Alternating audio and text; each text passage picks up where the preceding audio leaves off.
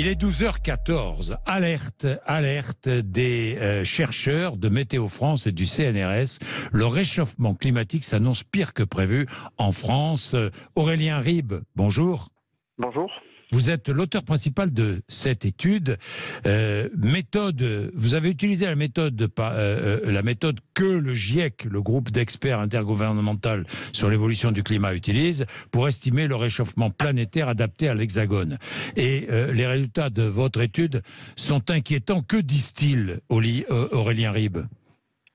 Alors, cette étude vise en fait à revoir un petit peu le niveau, la quantité de réchauffement attendu en France au cours du XXIe siècle. Oui. Et on le fait avec une méthodologie un peu nouvelle, qui était celle proposée dans le dernier rapport du GIEC, qui consiste à mélanger deux sources d'informations principales, qui sont celles de l'étude du climat, les modèles de climat qui simulent le réchauffement pour différents scénarios d'émissions de gaz à effet de serre, et les observations récentes qui, désormais, étant donné que le réchauffement est déjà bien engagé, nous renseignent sur l'évolution du réchauffement. Exactement. Oui.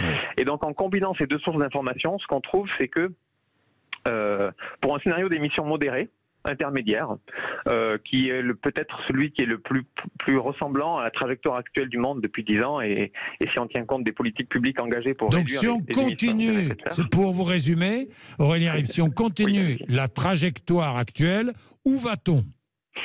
Voilà, alors c'est toujours difficile de dire continuer la trajectoire actuelle, parce que bon, ça peut changer dans 10 ans, 20 ans, mais sur ce type de scénario, on arrive à 3,8 degrés de réchauffement en moyenne pour la France en 2100 par rapport au début du XXe siècle.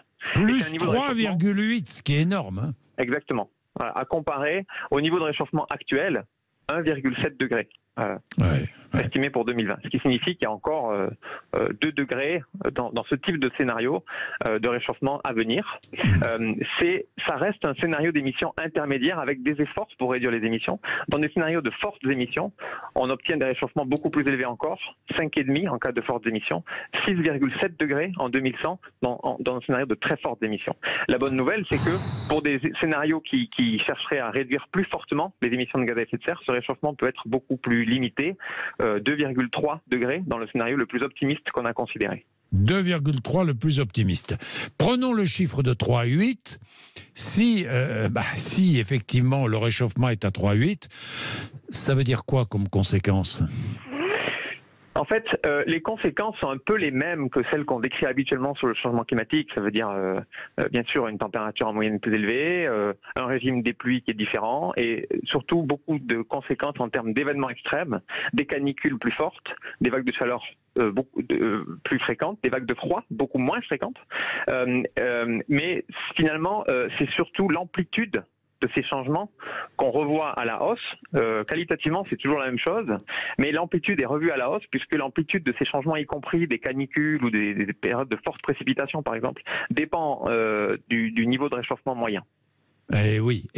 Alors Aurélien Ribes, j'ai beaucoup d'auditeurs 0826 300 300 qui réagissent. Par exemple Dominique, qui est dans les Hauts-de-Seine. Bonjour Dominique. Oui, bonjour Jean-Jacques, merci de prendre l'antenne. Mais je vous en prie, c'est un plaisir de vous savoir tous les auditeurs avec nous le matin et surtout de prendre la parole. C'est Absolument. Indispensable. Allez-y.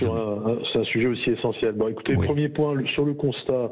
Donc je pense que tout le monde peut maintenant s'accorder sur le fait que le réchauffement il est démontré, parce que même si les rapports du GIEC étaient contestés, on sait que ça c'est scientifique. L'écart entre deux mesures même contestables, lui, est vrai. Donc oui. le sens de l'augmentation montre qu'il y a bien une augmentation et qu'elle est importante. Qu'il y a bien un réchauffement climatique. Ouais, ça je suis sur le plan scientifique. De toute façon, je ne suis pas scientifique. Oui. Je pouvais avoir un vague doute méthodologique sur le GIEC. À partir du moment où il y a une tendance qui est démontrée, la tendance est une vérité scientifique. Le deuxième point, c'est que il existe des solutions. Hein, on les connaît, hein, bien sûr. Ce sont des solutions sociétales autour du modèle économique qui doit céder la place à un modèle écologique. Alors, le troisième point qui est le plus inquiétant, c'est l'absence totale, on peut dire, de prise de conscience réelle et active de ceux qui nous gouvernent, car malheureusement, ils n'ont absolument pas compris ce qui se passe. Pourquoi ? Alors, je me permets de vous donner une toute petite mon avis. Bon, il se trouve que j'ai fait des voyages lointains et dangereux en voilier, en moto, etc., dans plusieurs continents. les gens ne savent pas ce que c'est que la survie et le fait de se retrouver en situation de risque extrême. C'est-à-dire lorsque votre peau est en jeu, ça ils savent pas. Ils savent pas parce que dans notre société, elle a tout fait pour gommer ça.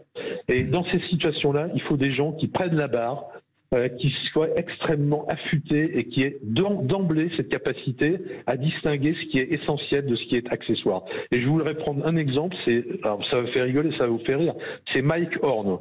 Mike Horn est un aventurier tout à fait extraordinaire. Je connais, oui. Voilà, il a proposé gentiment, poliment, et de donner une aide au gouvernement français pour aider sur les méthodes, sur la méthodologie de la lutte contre le réchauffement climatique. Tout le monde a rigolé, aucune suite n'a été donnée à sa demande, mais il n'y a pas que lui, il y a des grands navigateurs, il y a Sylvain Tesson, il faudrait faire appel à des gens comme ça. Et puis considérer que malheureusement, alors peut-être dernier point, on fait fausse route parce que la mondialisation nous expose encore plus aux effets du réchauffement et nous empêchera de trouver des solutions. Donc malheureusement, il va falloir de manière drastique de toute façon changer le modèle économique comme une conséquence du changement du modèle écologique. Mais le plus important, c'est de mettre quelqu'un à la barre qui sait, comme on dit en voile, barrer par gros temps. Et nos politiques ne savent pas barrer par gros temps, car ils n'ont jamais barré par gros temps. Oui. Tandis que Mike Horn, lui, dans tous les sens du terme, a barré par gros temps. Donc, Mike Horn à la barre. Aurélien Ribes, vous entendez notre auditeur En fait, évidemment, voilà, ce genre de révision des trajectoires climatiques, disons, peut motiver encore plus fortement, hein, bien sûr, des mesures de réduction des émissions, dans la mesure où on se rend compte que pour la France, l'exposition quelque part au réchauffement climatique, elle est grande. Ensuite, il y a aussi un autre volet, je pense qu'il faut souligner, c'est que lorsqu'on revoit à la hausse le niveau de réchauffement attendu, c'est aussi en termes d'adaptation au changement climatique. Le changement climatique, c'est quelque chose qui est déjà très bien engagé. On est déjà à 1,7 degré de réchauffement. L'été dernier a montré à quel point le climat d'aujourd'hui est déjà différent de celui qui avait cours pendant le XXe siècle. Et quoi qu'on fasse, en fait, il faut de toute façon se préparer à adapter nos activités à ce nouveau climat. Et donc, il y a aussi un sujet important à ce niveau-là. Bien sûr. Bien, merci Dominique. On va prendre Guy qui est à Paris, qui appelle aussi et qui a droit à la parole. Bonjour Guy. Bonjour Jean-Claude, merci encore pour cette Jean-Jacques, mais c'est pas grave. Jean-Jacques, pardon, qu'est-ce que j'ai dit? Oui, Jean-Jacques, j'avais deux. Non, mais c'est pas grave. Oui. Merci pour cette belle émission. Merci, c'est gentil Guy. Vous la suivez tous les jours? Tous les jours. Bah merci, ça me fait plaisir. Oui, j'interviens souvent du reste. Oui, c'est vrai, c'est vrai. Bon, donc, il s'agit bel et bien d'une formation, d'une instruction dès la plus tendre enfance. Hein. Moi, j'ai eu ça, j'ai 72 ans. Eh bien, je prends un exemple. Mon grand-père, pourtant on avait les moyens de faire les choses, mon grand-père était capable de redresser des clous qu'il récupérait pour les réutiliser. Bon, ça s'est dit, voilà, il faut aller jusqu'au cœur du problème et se former. Et pour se former, il faut bien réfléchir, se remettre en cause dans tous les domaines pour pouvoir se restreindre. Il va falloir se restreindre. C'est fini que d'acheter, sous prétexte que ce sont les soldes, d'acheter des vêtements alors qu'on n'en a pas besoin. C'est un exemple. C'est de favoriser beaucoup le travail manuel. Ça va même beaucoup plus loin en ce qui me concerne, c'est de ne pas utiliser les systèmes électriques pour la cuisine, par exemple. Est-ce que vous avez vraiment besoin d'un coupe-jambon électrique? Alors qu'il existe ce même coupe-jambon qui est actionné par une manivelle et qui est aussi efficace pour la famille. Je ne dis pas que ce soit efficace pour un restaurant. Il faut un appareil électrique. Voilà. Au même titre que le moulin à café. Est-ce qu'on a besoin d'un moulin à café électrique dans la famille? Alors qu'on peut utiliser un moulin à café manuel. Moi, j'ai toujours connu ça. Et ça fonctionne très bien. C'est même meilleur pour l'arôme du café. Ce sont tous ces exemples. Il faut se remettre en cause dans tous les domaines pour pouvoir économiser la consommation d'énergie. Sobriété. Vous êtes un défenseur de la sobriété, Guy. Ah oui. Et surtout former dès le plus jeune âge. Les enfants. Ah oui, parce que ces enfants, pour prendre une habitude, ça se prend dès le plus jeune âge. Ouais. Et il faut agir dans tous les domaines, dans toutes les directions. Merci beaucoup, Guy. Aurélien Ribes. En effet, je pense que vous avez raison de souligner que c'est bien la notion de sobriété qui est derrière ce genre de proposition.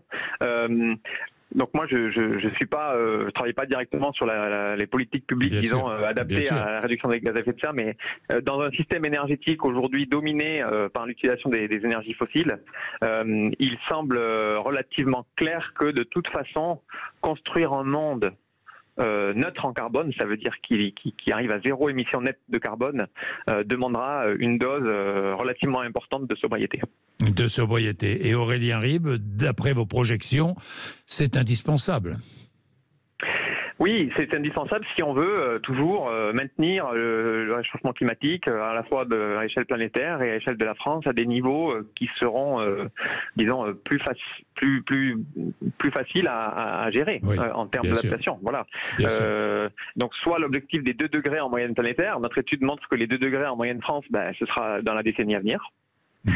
Dans la décennie, 2 degrés de plus. Oui, on est à 1,7 aujourd'hui et 2 degrés, c'est plutôt le chiffre attendu vers 2030 pour la France.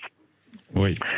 C'est pas 2 degrés de plus, c'est à 2 degrés d'augmentation à la fin des années 20, quoi. Voilà, à la fin de la décennie en cours, la France sera un climat 2 degrés plus chaud que le climat du début du XXe siècle. Voilà. Ce ne sera pas encore le cas à l'échelle planétaire, ça arrivera plus tard.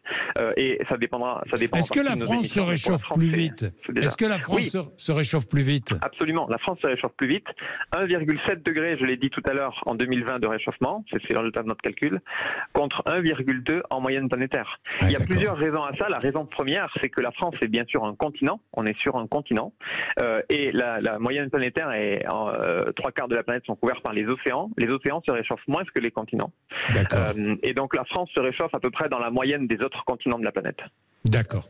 Merci beaucoup. Merci pour toutes ces précisions, Aurélien Ribes. Merci à vous tous. Là, je m'adresse à toutes celles et ceux qui sont à l'écoute le matin entre 10h30 et midi et demi et qui nous font partager leurs idées, leurs témoignages, leurs remarques. Nous avons besoin de vous. Je le répète encore une fois. Demain, nous serons au Mondial de l'Auto. Je serai avec Clément Beaune, on parlera automobile de 10h30 à midi et demi, qui sera avec moi, mais pas que de l'automobile. Il est ministre des Transports. Il y a d'autres transports, la mobilité. Ça touche d'autres formes de transport. Nous serons au Mondial de l'Auto et il répondra à toutes vos questions au 0826 300 300. Merci de nous avoir accompagnés. André Berkoff maintenant sur l'antenne de Sud Radio.